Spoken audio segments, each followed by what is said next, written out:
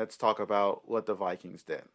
Oh, Okay. yeah. If you think Hindi women had it tough, They, wait till you hear the story about the slave girls of the Viking noblemen. yeah, Good exactly. grief.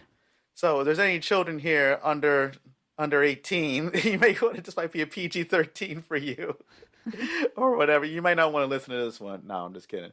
All right, so the Vikings, and we all know, we've seen the shows about the Vikings. We all know how violent of a people that they were, and so on and so forth. So when it comes to this, how they dealt with the dead, this is one way that they did it. Of course, they had other ones too. This is Hmm. just one way, and we're just talking about this one.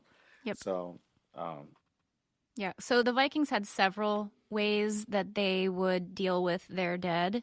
Some were much more theatrical than others. And the one that we're going to talk about is the most theatrical, and it crosses the span of several days and all this stuff going on. So I'm going to read word for word what we have found just to give you a nice idea of what was going on. So just close your eyes and try to envision this in your head, okay?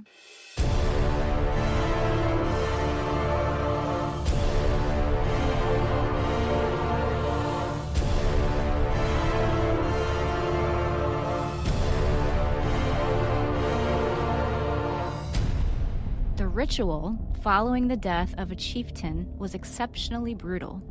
Once dead, a chieftain's body was put into a temporary grave for 10 days while new clothes were being prepared for him. During this time, one of his slave girls would volunteer, and I'm doing big old air quotes for the word volunteer, to join him in the afterlife. She was then guarded day and night and given copious amounts of intoxicating drinks. Once the cremation ceremony got started, the girl went from tent to tent, having sex with every man in the village. As the men were having sex with her, or what we today would be calling rape, they would say, "Tell your master that I did this because of my love for him."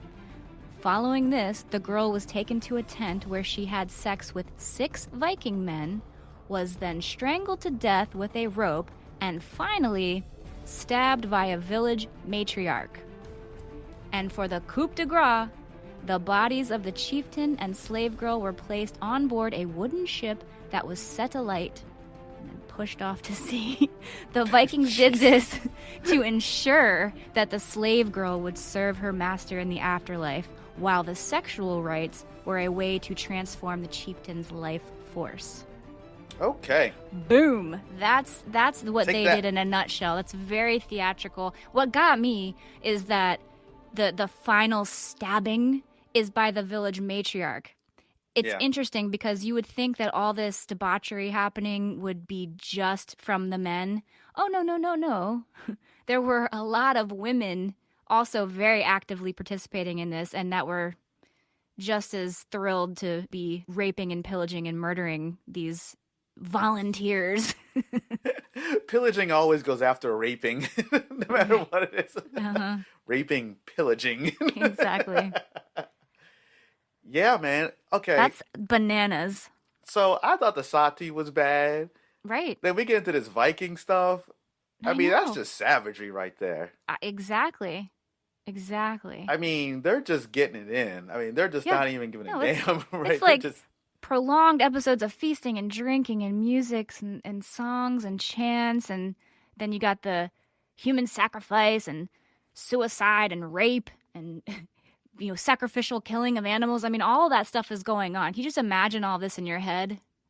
With a backdrop of like the ocean, like this beautiful backdrop, or a nice like river or whatever they're doing this by. yeah. You In hear all the in wailing and like, oh, right, there's celebration, a beautiful backdrop. right, and it's And really there's a gangbanger in that little tent over there. Yep, yep.